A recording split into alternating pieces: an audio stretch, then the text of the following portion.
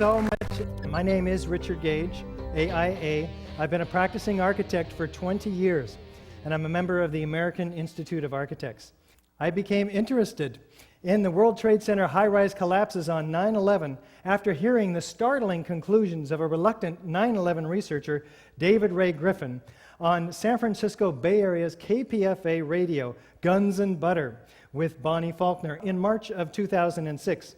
This has changed my life radically and launched my own personal and professional quest for 9/11 truth, inspiring me to found Architects and Engineers for 9/11 Truth. We're proud to be a part of the international 9/11 Truth movement, which is growing by millions every year. We now have hundreds of architects and engineers for 9/11 Truth demanding a real investigation.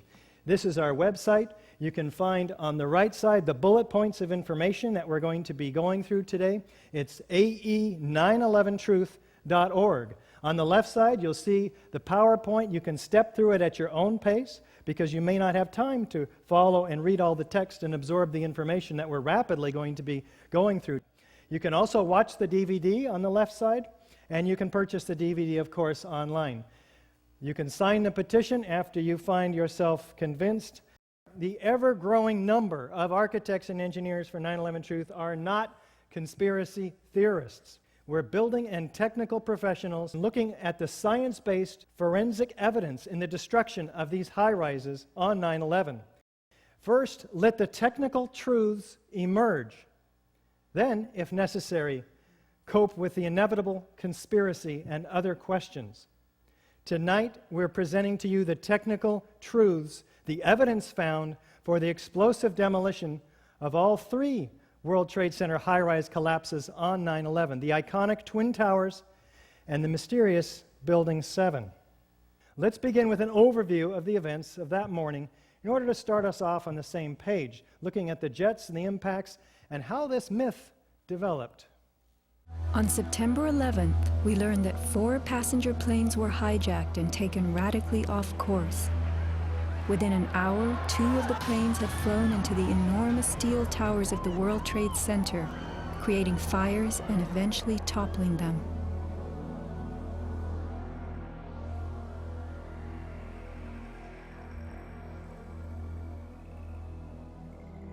Dazed by the news, the American public soon believed the fires in the towers had burned so hot they caused the steel frames of the buildings to give way.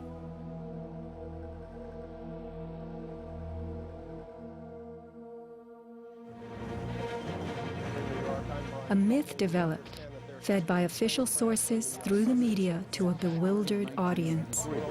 So when it was attacked again, he immediately... Elements of the myth. The impact of the airplanes, gallons of burning jet fuel, steel melting, the buildings failing and suddenly imploding. In a mere 10 seconds, 110 stories hurtled earthward, pulverizing into dust. We ran to the building and went into the... Right from the start, on the street itself, the official story was born. Come out of nowhere and just scream right into the side of the Twin Tower, exploding through the other side. And then I witnessed both towers collapse, one first and then the second, mostly due to structural failure because the fire was just too intense. The myth bled into the FEMA report and was echoed by the experts. It was the combination of the impact load doing great damage to the building, followed by the fire, that caused collapse. Well, let's take a look at that. Buildings are destroyed by a number of different forces, each of which have very different and identifiable characteristics. For instance, fires affect buildings quite differently than controlled demolitions. Fires, by their nature, tend to creep from place to place as they run out of fuel, moving to fresh new fuel sources, leaving the burned out area to cool. So when collapses do occur, and by the way, you'll note that they've never occurred in over 100 examples of very hot, very large, and very long-lasting fires, buildings tend to fall over.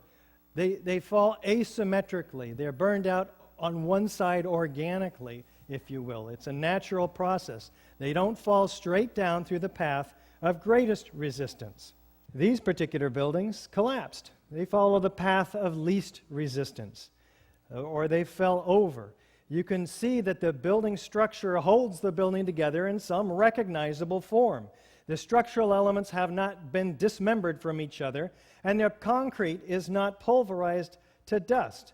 They follow the path of least resistance, which is generally over. These buildings exploded. Witnesses hear sounds of explosions. They see flashes of light. There's thick, billowing, and enormous pyroclastic clouds of pulverized concrete. The expansion of the gases very quickly produces this cauliflower-like formation that we see in the smoke.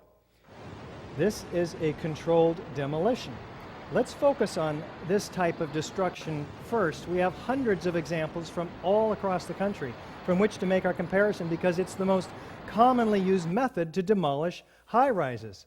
This is what a high-rise looks like when it's being demolished with explosives. Let's take a look at some of the key characteristics of controlled demolition. First, we have a sudden onset of destruction at the base of the structure.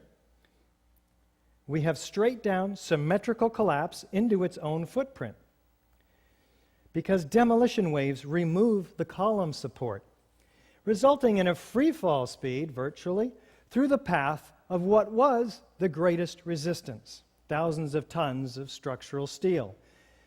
We have a total dismemberment of the steel structure, so it's ready for shipment. We have minimal damage to adjacent structures, sounds and flashes of explosions heard and seen by witnesses, enormous clouds of pulverized concrete, squibs sometimes, explosive charges that go off at the wrong times, chemical evidence of cutter charges. These are all fairly typical, and they go to show us direct evidence of explosive destruction. Now, the interesting thing is that not one of these typical characteristics of controlled demolition can be explained or accounted for by fire, let alone all 10 of them. Typically, we'll have government documentation, expert corroboration, foreknowledge, and video documentation, all of which supports the hypothesis of controlled demolition, providing proof beyond a reasonable doubt. Let's take a look at World Trade Center 7 now. It was 47 stories tall, what would have been the tallest building in 33 of our states, half the height of the Twin Towers, dwarfed only by its proximity to what was, for a couple of years, the tallest buildings in the world. It was not hit by an airplane. It was the third World Trade Center high-rise to collapse on 9/11 at about 5:20 in the afternoon. World Trade Center 7 was hit by debris from the North Tower. You can see it being pelted here. And it sustained about 8 fires, according to NIST, on various floors. This is the World Trade Center 7, 47 stories high. Don't be confused by the shadow from this building. Here we have the 12th and 13th floor fires and the 7th floor fire on the north side of the building, the opposite side of the building that was being pelted by the North Tower. Now let's take a look at the evidence of World Trade Center 7 and see how it stacks up against the typical features of a controlled demolition, starting with, is there a sudden onset of destruction? Let's listen to this emergency word. We were watching the building actually because it was on fire. The bottom floors of the building were on fire, and we heard this sound that sounded like a clap of thunder. Turned around, we were shocked to see that the building was, it looked like there was a shock wave ripping through the building, and the windows all busted out, and it was horrifying. And then, about a second later, the bottom floor caves out, and the building followed after that, and we saw the building crash down all the way to the ground. A sound of a clap of thunder, a shock wave ripping through the building, and windows busting out, and then the building coming down. Do we have a straight-down symmetrical collapse into the building's footprint? Let's listen to Dan Rather narrate this collapse for us as we take our first look at the collapse of Building 7. What you're seeing are high shots. Now, here we're going to show you a videotape of the collapse itself. Describe that. Now we go to videotape, the collapse of this building.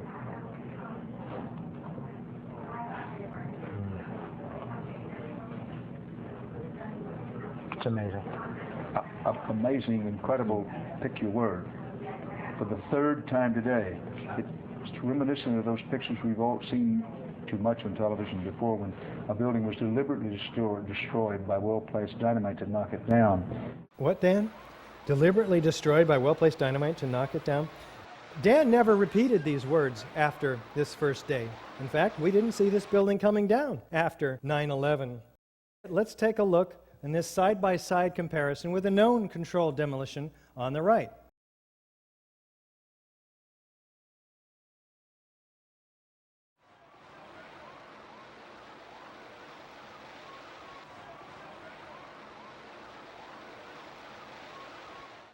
Did the building fall into its own footprint? Pretty much so. A little bit of overlapping into the street. Do we have demolition waves? And how do these remove the column support? Well, here's a floor plan of Building 7. Now, to bring a building smoothly, symmetrically into its own footprint without falling over, what we have to do is remove the core columns, because what we want to do is bring the outside of the building in on itself. Now, this involves a high degree of precision that fire is not capable of. Do we have a free fall speed of collapse through the path of greatest resistance? You can see second by second the building gaining downward momentum. You can plot the drop distance on a graph of time, and it fits the free fall curve almost perfectly. What does this mean? That the columns had to have been removed, and removed virtually simultaneously on each floor, synchronistically timed, so the building had no resistance virtually on the way down. Do we have a total dismemberment of the steel structure? We had a 47-story skyscraper compressed to 4 stories. How does this happen? Do we have sounds of explosions, though?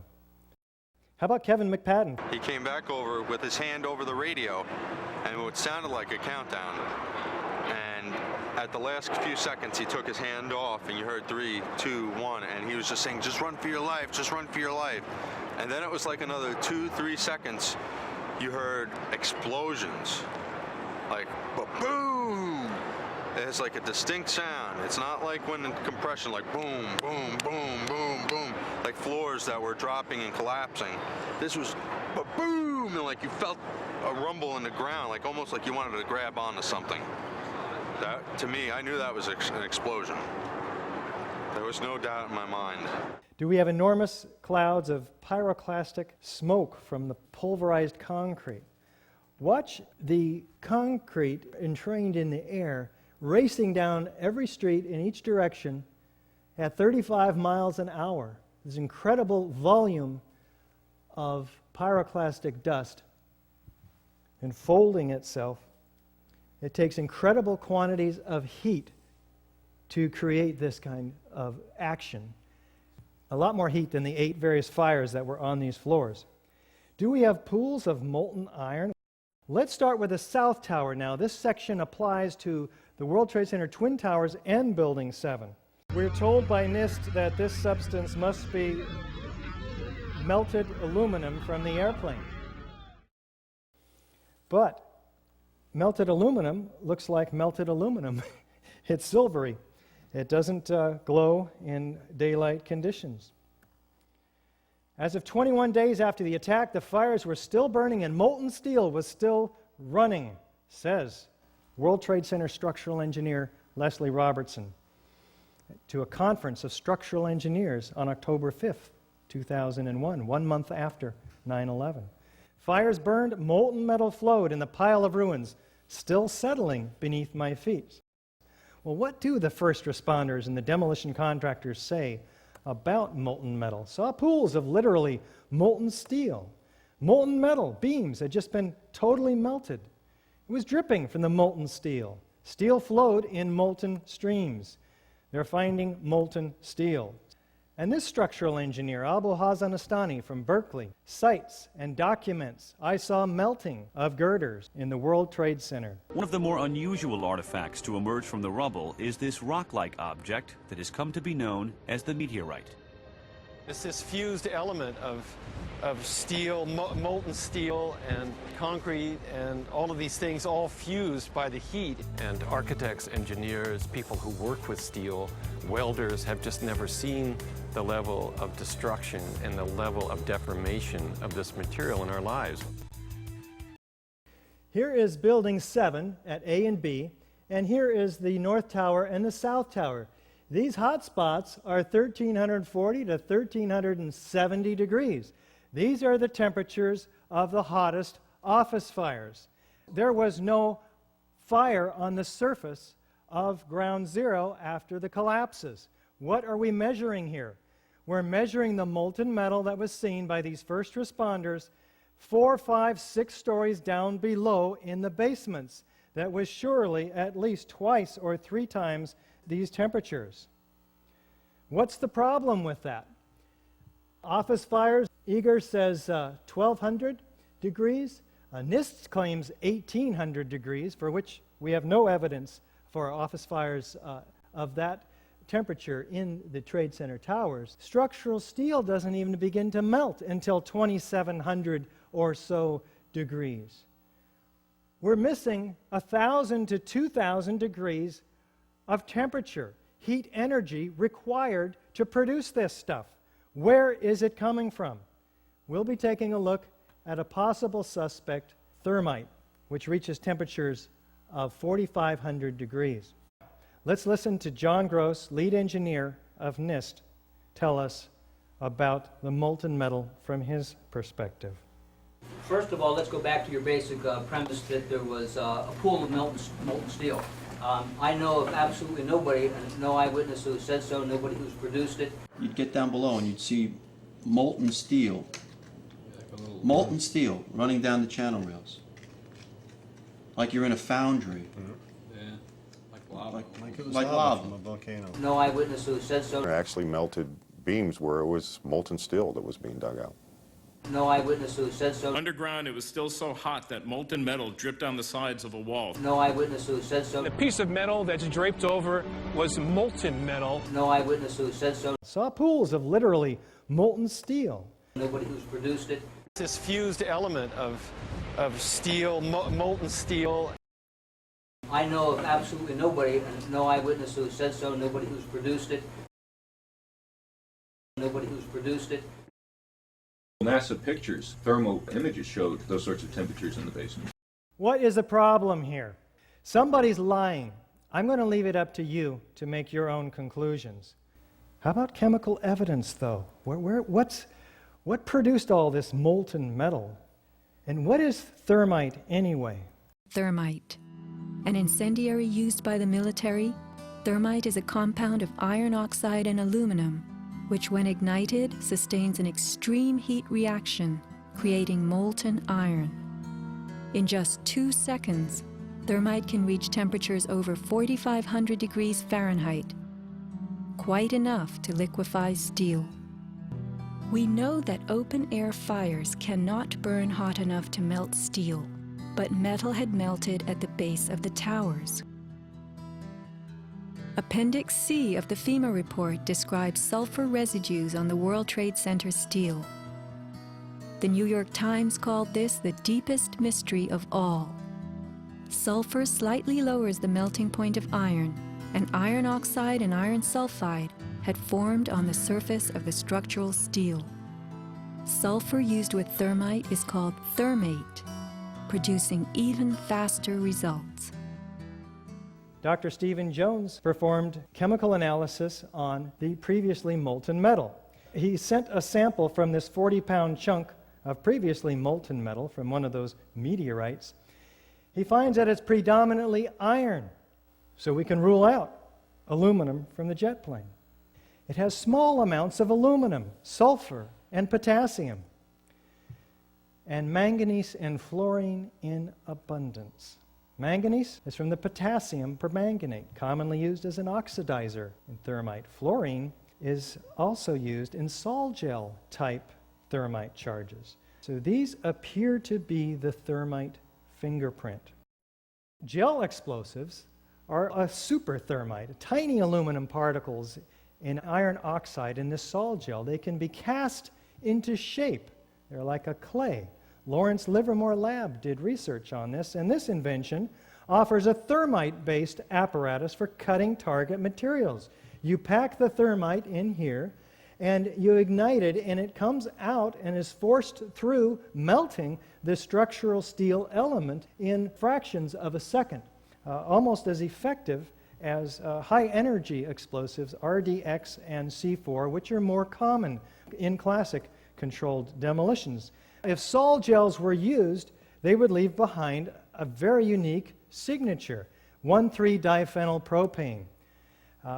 And in fact, EPA finds one molecule in their toxicological studies at levels that dwarfed all others, 1,3-diphenyl propane. Eric Schwartz says we've never observed it in any other sampling we've ever done. But is there evidence of thermite in the World Trade Center dust? Dr. Jones received no less than 4 separate samples of World Trade Center dust, some of it from Jeanette McKinley's apartment across the street, where the windows blew in and filled her apartment with dust. Another sample was found like 10 minutes later on the Brooklyn Bridge. Well, he takes this and he puts a magnet over it, and he finds that there are small particles that come up to the magnet. Some of them are angular, some of them are round. They look like this. In fact, he calculates by the weight of the amount of these spheres that he finds in the dust that there must have been about 10 tons for all of the dust that was available. They're about 1/16 of an inch in diameter, the largest ones, and most of them, though, are smaller than a human hair.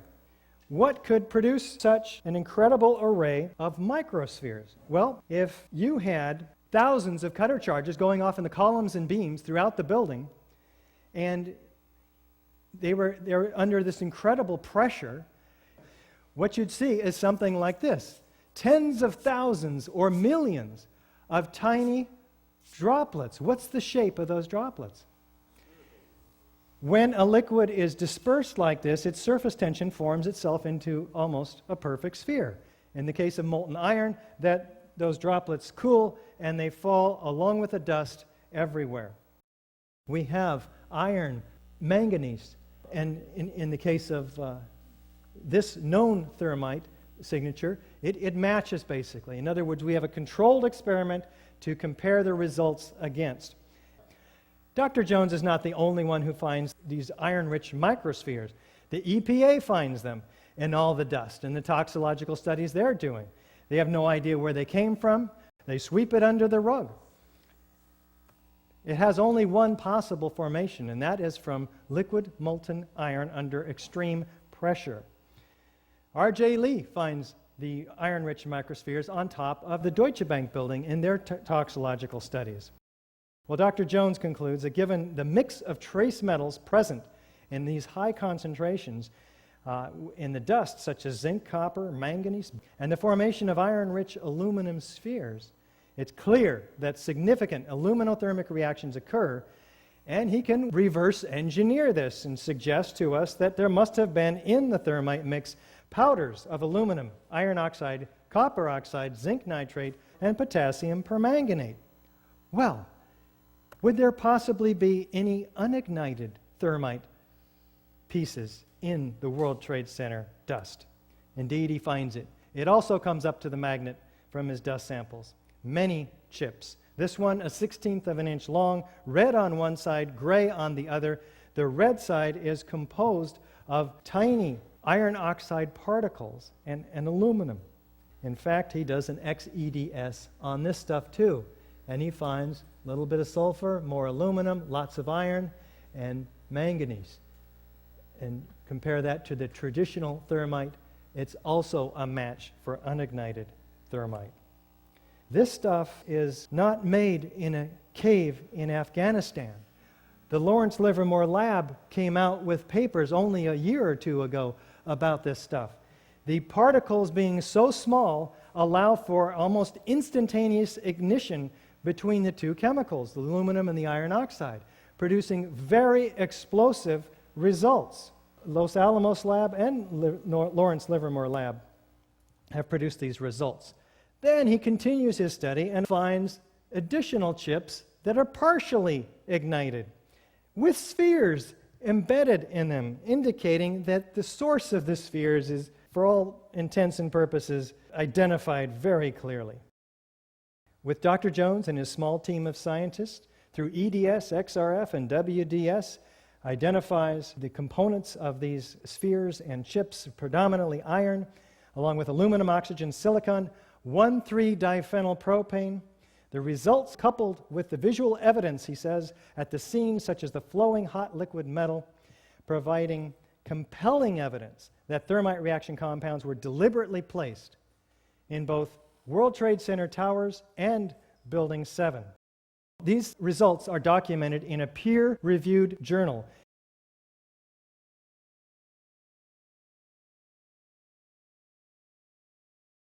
Now, all of this is direct evidence of explosive destruction in Building 7. We'll jump back to only Building 7 now. Now, none of these characteristics can be explained by fire, let alone all of them. Let's listen to what FEMA did conclude, because it is interesting. Evidence of a severe high-temperature corrosion attack on the steel, including rapid oxidation, sulfidation, and subsequent intergranular melting. Very interesting. Remember, office fires don't melt steel. What melted this steel? Sulfur formed during this hot corrosion attack on the steel. Here is the intergranular melting documented for all of us. Thank you. Capable of turning a solid steel girder into Swiss cheese, like this former wide flange column from the structural steel in Building 7. Now, they document this very carefully in their Appendix C. The specifics of the fires in World Trade Center 7 and how they caused the building to collapse remain unknown at this time. What? Unknown? The best hypothesis, fire plus random damage, and then complete collapse, has only a low probability of occurrence. Further research, investigation, and analysis are needed to resolve this issue. But unfortunately, for those hoping to resolve the issue, much of that evidence had already been destroyed, about 99% of it, in fact, by FEMA. In fact, 800 truckloads a day. Easily the three worst structural failures in modern history. 250 pieces were saved. Crucial evidence that could answer the questions is on the slow boat to China, exclaims Bill Manning, editor-in-chief of the 125-year-old Fire Engineering magazine that brings together fire protection engineers to communicate with each other, showing an astounding ignorance of the government officials to the value of a thorough scientific investigation. The destruction and removal of evidence must stop immediately. Commission a fully resourced blue ribbon panel to conduct a clean and thorough investigation. How about expert corroboration? How about Danny Jawenko, 27-year controlled demolitions expert? It starts from below. They've simply blown away the columns. It's controlled demolition. A team of experts did this. It's professional work, without a doubt. Building 7, do we have any foreknowledge of its destruction? Listen to these construction workers walking away from Building 7 and this police officer caught on CNN camera.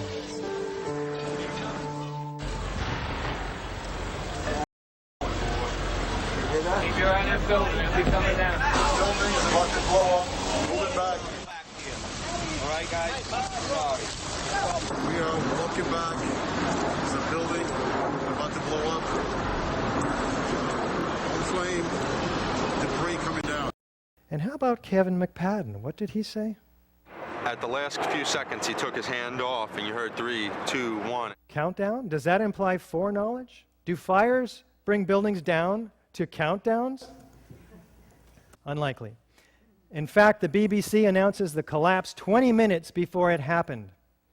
It's true. Jane Stanley is here announcing it. She says the 47-story Solomon Brothers building close to the World Trade Center has also collapsed. And there it is standing behind her.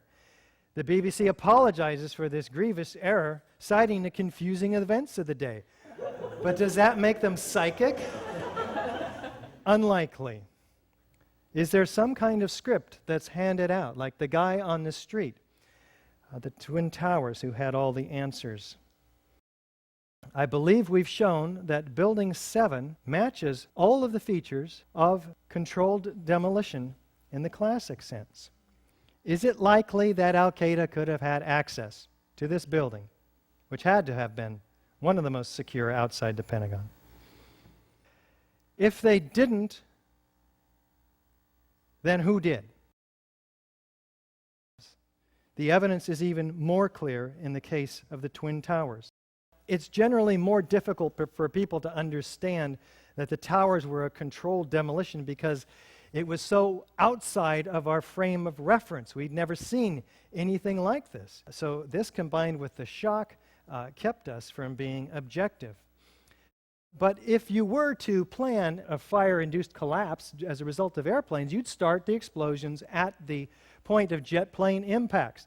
So in World Trade Center 2 and 1, we have all of the key characteristic features of controlled demolitions, but with some of these key differences. We have a beginning of detonation at the point of jet plane impacts, not at the base of the building. In addition, we have not an implosion, but where everything is being exploded outside the footprint. We have squibs, or these mistimed explosions. And as we already discussed the evidence for thermite in the molten metal and in the dust in the iron-rich microspheres. So let's take a look, starting with the sudden onset. And what is the evidence for this, and how is it produced? Produced by these sounds and flashes from the explosion. 118 of these firefighters witnessed sounds and flashes of explosions. We felt the ground shake. You could see the tower sway, and then it just came down. All of a sudden, the ground just started shaking. It shook my bones. Shortly before the first tower came down, I remember feeling the ground shaking. Somewhere around the middle of the World Trade Center, there was this orange and red flash coming out. Initially, just one flash. Then it just kept popping all the way around the building. The building had started to explode. It's like on television, they blow up these buildings. Seemed like it was going all the way around, like a belt. All these explosions. Pop, pop, pop. That's when I heard the building coming down. Saw a brief number of light sources being emitted from inside the building between floors 10 and 15. I saw low-level flashes. We actually heard the pops. You know, you heard the pops of the building. It was blowing out on all four sides. What did these guys experience? We started running, floor by floor, instead of popping out. It was if they had detonated. If they were planned to take down a building. Boom, boom, boom, boom, boom, boom, boom, boom. All the way down. How about the news reporters? What do they say? They tend to tell the truth on the first day, and then we don't hear that truth again. What happens to it? Anybody who's ever watched a building being demolished on purpose knows that if you're going to do this, you have to get at the under-infrastructure of a building and bring it down. The entire building has just collapsed, as if a demolition team set off. When you see the old demolitions of these old buildings, it folded down on itself, and it is not there anymore. I heard a second explosion and another rumble. A huge explosion now, raining debris on all of us. We better get out of the way. And all of a sudden, it was this big explosion. There was another big explosion. An hour later than that, we had that big explosion from much, much lower. Do you know if it was an explosion or if it was a building collapse? To me, it sounded like an explosion, but it was a huge explosion. Chief Albert Turry said that there was another explosion which took place, and then an hour after, there was another explosion in one of the towers here. So according to his theory, he thinks that there were actually devices that were planted in the building. It just went ba-boom, it was like a bomb went off, and another explosion came right from it, just everyone flying. Like, it sounded like gunfire, you know, bang, bang, bang, bang, bang, and then all of a sudden, 3 big explosions. I was about 5 blocks away when I heard explosions, 3 thuds. There was a heavy-duty explosion. Again, none of these explosions are a part of the official story. Now, compare these explosions to a known explosion on the left here. Upward outward arching streamers, pyroclastic volumes of dust, symmetrical display like a mushroom. Does it look like a gravitational collapse to you? Let's look at the North Tower now. What I want to point out to you is that you're going to see some explosions up at the top of the building, curiously enough. And what's going to happen is this entire section is going to telescope such that half of it, its upper half, is destroyed before there's any movement from the jet plane impacts down. Let's take a look. Here's the first evidence of explosion, and then over here, and then the collapsing. Of course, the violent clouds which are emerging even prior to the collapse. We're going to take a close-up look after this second look. A new fuel source, which very well might be jet fuel that wasn't burned, it's getting new oxygen. Let's take a look now closer up. Right away, we're seeing clouds forming up here. Well, wait, the collapse is supposed to be just down here. But we have asymmetrical damage to this building, right? The plane went in one side, and yet this complete symmetrical collapse, we'll use in quotes from now on, and let's keep going. Unexpected to And one many more of us time. in terms of how swiftly Belts, just like the firemen saw, all the way around the building. they came down. The antenna falls Many of first, us, in terms of before how anything swiftly it else falls, indicating core column damage first.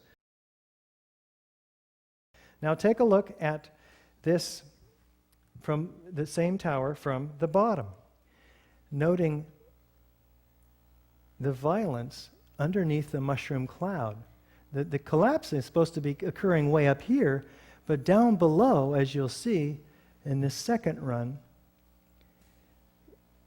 incredible quantities of squibs, explosions bursting out. And on the third time, I'd like to direct your attention to this racing series of explosions down the right side in the corner of this building. About 40 stories below the collapsing building. It gets painfully obvious after a while, doesn't it? Do we have a straight down symmetrical progression of collapse outside the footprint? We had a 207-foot wide building. FEMA tells us, and you can see in this document, that we have a 1,200-foot debris field, equidistant around each tower. Asymmetrical damage, symmetrical distribution, all through the site, in fact, and beyond. Do we have squibs, or these mistimed explosions? Some believe that these might be appropriately timed explosions. Whatever. In all the videos of the collapses, explosions can be seen bursting from the building 20 to 30 stories below the demolition wave. Here,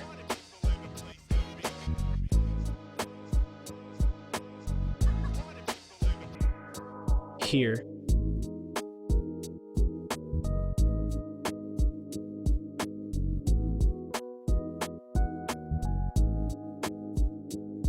here,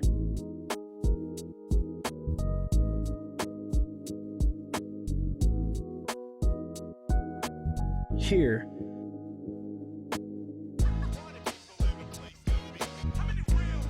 here,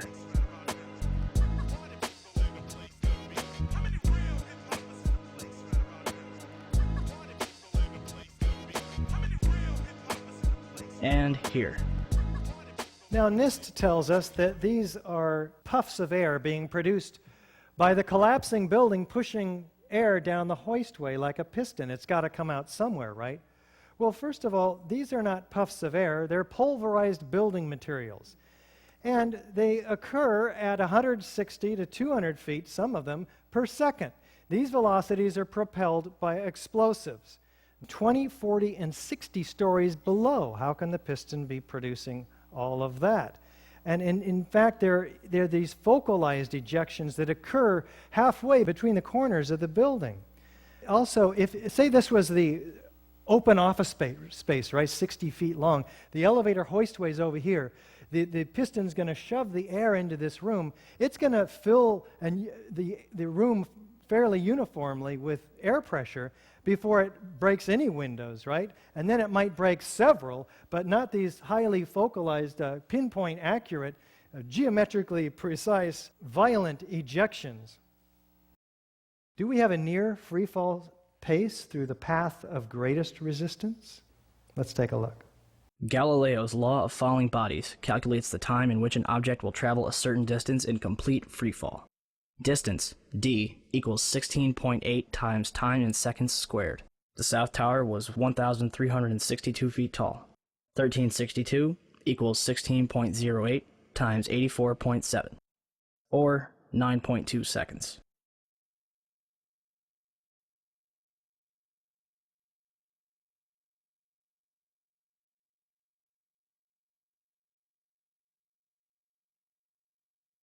The Twin Towers came down in nearly free fall speed. What are we talking about here? Let's just try to put this in perspective with this story problem. We have a 15-story building which we hold with this crane over 95 stories of nothing but air. No resistance, right? Just air resistance.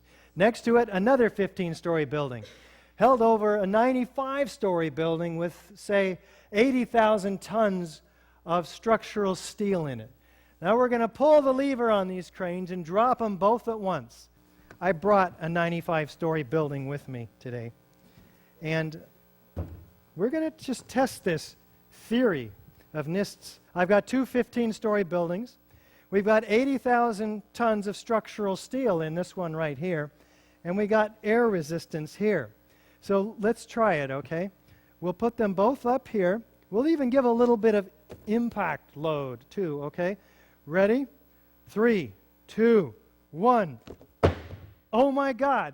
The one without any resistance under it hit the ground first at virtually free fall speed.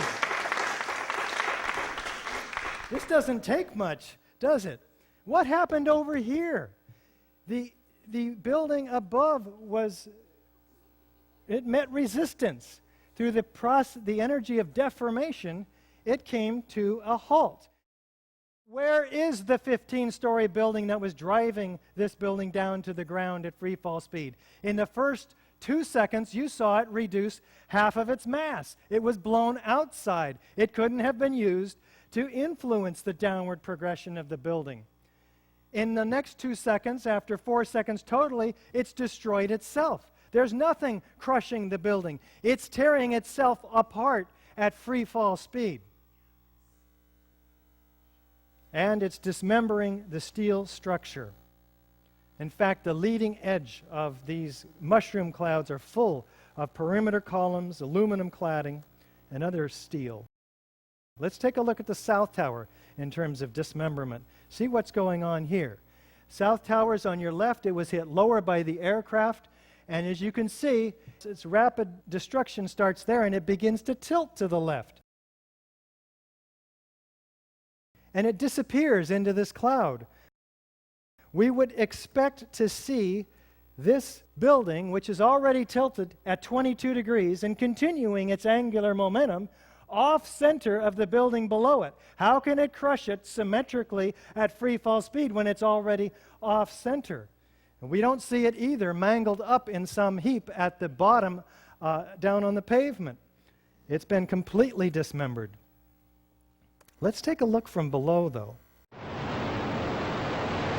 We have asymmetrical damage, and yet there's this symmetrical destruction occurring underneath the cloud all the way around the building like the firemen saw, even though this top mass has already fallen over.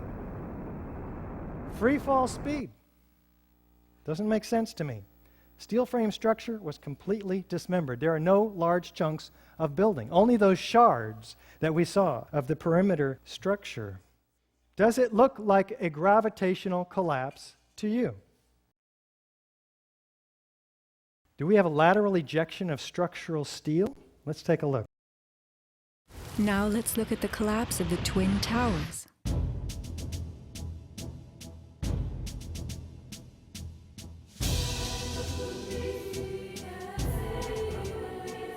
We are seeing explosions rather than implosions. a first in demolition history. A sequenced rumble becomes a roar as debris is thrown outward. The damage is not contained. Windows are blown from neighborhood buildings. What kind of energy enabled this? Would fire hurl metal and concrete sideways into the air? Here, a chunk of steel was flung 400 feet, wedging itself deep into 3 World Financial Center on Vesey Street. A FEMA photographer taking pictures of Ground Zero wondered why so many steel beams were jutting from neighborhood buildings. What shot pieces of the towers all the way across the street? In fact, the portions of the tower that had the greatest structural members, the sky lobbies and the mechanical floors, had the perimeter units thrown farther than the perimeter wall units from the upper floors, which theoretically should have, because they're higher, they should have gone farther, right? No, these perimeter units landed on the winter garden 600 feet away. What about those floors, those pancakes? This is a pancake collapse. We're looking for some pancakes down below. This is a 7-story lobby. There's about 2 or 3 stories of stuff in there. We'll take a look at that stuff, but what I'm looking for is 110 floors with this kind of metal decking underneath 4 and 5 inches thick of concrete. An acre in size, each of them. 110 acres of these. How many floors do we find down at the bottom? Not 50, not 10, not even 1. We don't even find metal decking down there, or concrete. There's hardly any macroscopic chunks of concrete. What happened to the metal decking? What happened to the concrete? Pancakes occur in pancake collapses. Enormous pyroclastic clouds of pulverized concrete? Well, where is all the concrete, in fact? And you see, and there's no concrete. There's very little concrete. All you see is aluminum and steel. What happened to the concrete? The concrete was pulverized. And I was down here Tuesday, and it was like you were on a foreign planet. All of lower Manhattan, not just this site, from river to river, there was dust, powder, 2-3 inches thick. The concrete was just pulverized. And how about this firefighter? You have 2 110-story office buildings. You don't find a desk. You don't find a chair. You don't find a telephone, a computer. The biggest piece of a telephone I found was half of the keypad, and it was about this big. The building collapsed to dust. And this dust made it almost across to New Jersey, across the river. Thick, billowing, laying a carpet of 4 to 6 inches thick around lower Manhattan, pulverized to 100 micron to 10 mil particles, almost like talcum powder, some of it. It's very, very fine. Where's the grinder that produced this? All of this is direct evidence of explosive destruction, and none of it can be accounted for by fire. How about that NIST report? We got $20 million in 3 years. What happened with our tax dollars? Their task was to determine how and why World Trade Center 1 and 2 collapsed, and how and why World Trade Center 7 collapsed. Let's look at their objective. The focus of the investigation was on the sequence of events from the instant of aircraft impact to the initiation of collapse for each tower. For brevity in this report, this sequence is referred to as the probable collapse sequence. It doesn't actually include the structural behavior of the tower after the conditions for collapse initiation were reached, and collapse became, they say, inevitable. Wait a minute. You're going to spend 3 years and $20 million, and you're going to model every turbine in the airplane, and you're going to stop the entire investigation before the real action begins, right when the point where you're going to stop at the point where the truss was sagging and pulling in the first column, and you're just going to stop your analysis? How many engineers did you have working on this? And what are you concluding? They have 10,000 pages in this report. This is the half page that explains everything after that. No analysis. Let's see their conclusion. The structure below the level of collapse initiation offered minimal resistance to the falling building mass at and above the impact zone. Structural engineers do this every day. Why didn't they do it? Could it be because they knew darn well that it would not have collapsed at all? Wait, what was the report title? Final Report on the Collapse of the World Trade Center Twin Towers. Probably should have called it Final Report on the Initiation of Collapse. They also cast doubt on their own theory. They say to us in a letter to our request for correction, which several of us applied for and have yet to see adequate results from, we are unable to provide a full explanation of the total collapse of the Twin Towers. Thank you. We think so too. Do we have expert corroboration? Well, here's Van Romero. It's too methodical to be a chance result of airplanes colliding with the structure, this explosive expert says. After the airplanes hit the World Trade Center tower, there were some explosives, in my opinion, inside the buildings that caused the towers to collapse. Mike Taylor, a demolition expert, looked like classic controlled demolition. Collapse of the Twin Towers mirrored the strategy used by demolition experts. How about this structural engineer, Ron Brookman? Explosive clouds of dust and debris moving horizontally and vertically upward as the collapse of World Trade Center 1 and 2 are just beginning does not look anything like a heat-induced gravitational collapse mechanism. William Rice, structural engineer, also with Architects and Engineers for 9/11 Truth. The prevailing theory would have us believe that each of the Twin Towers inexplicably collapsed upon itself, crushing all 287 massive columns on each floor while maintaining a free fall speed, as if the 100,000 or more tons of supporting structural steel framework underneath didn't even exist. How about David Scott, structural engineer with AE 9/11 Truth? Near free fall collapse violates laws of physics. This suggests all the features of a classic controlled demolition with those exceptions which are atypical of classic controlled demolition. None of these features can be accounted for by fire, let alone all 10 of them. It's proof beyond a reasonable doubt. We got to get informed and inform every other architect and engineer that you can find and everybody else that you know. Support a new investigation. Why did we not see the truth about 9/11? Well, it appears as if our government lied to us about the building collapses. The 9/11 Commission report reinforced that lie. FEMA and NIST justified it. And the corporate media repeated it, and they hammered it in. We really didn't have much of a chance. Now, we've shown here today that explosives were used to destroy each of the 3 World Trade Center high-rise buildings on 9/11. And it's known that it takes months of planning to set up and engineer and place these explosives. Do we think that Al-Qaeda had access to these highly secure buildings? The evidence you've seen tonight is just a small fraction of the vast body of information that the 9/11 Truth Movement has assembled. The questions raised are numerous and ominous that must be answered in a new investigation. I encourage you to discover the evidence that I have not had time to bring to you tonight. It will take thousands, perhaps millions of us. Each one of us, therefore, in this grassroots movement has an ultimate responsibility to take the information that we provided and disseminate it. Get the DVD.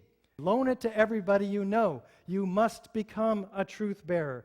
Email the ae911truth.org link along with a statement saying, check this out, to every architect and engineer you can find and everybody you know. We will turn heads in the halls of Congress.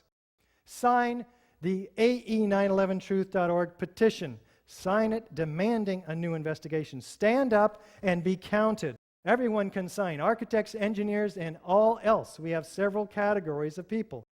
What you need to do is get one of these cards, and we provide it. We got hundreds of architects. We stick our neck out on the line for you. Let them call us conspiracy theorists.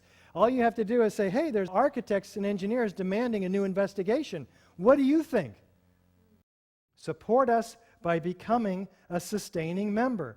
You can make a difference. We are a nonprofit organization that has our hands tied for lack of funds. We need to get the word out to the building professionals.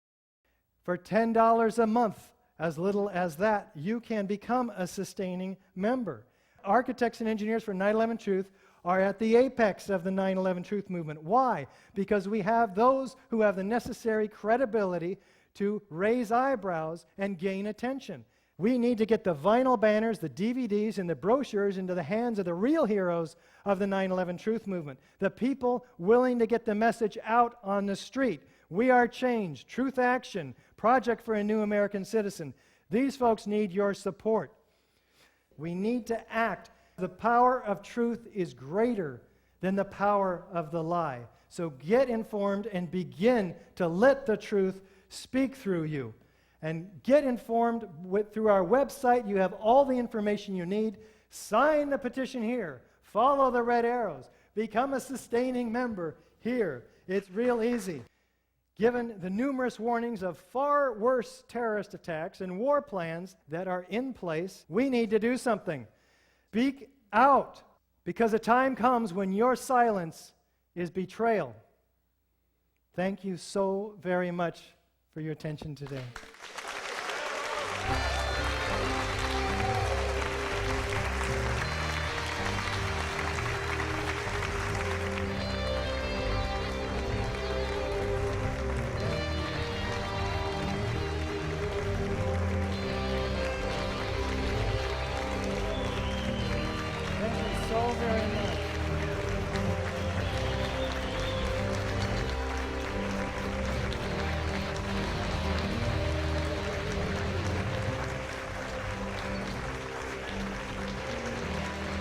Thank you so very much.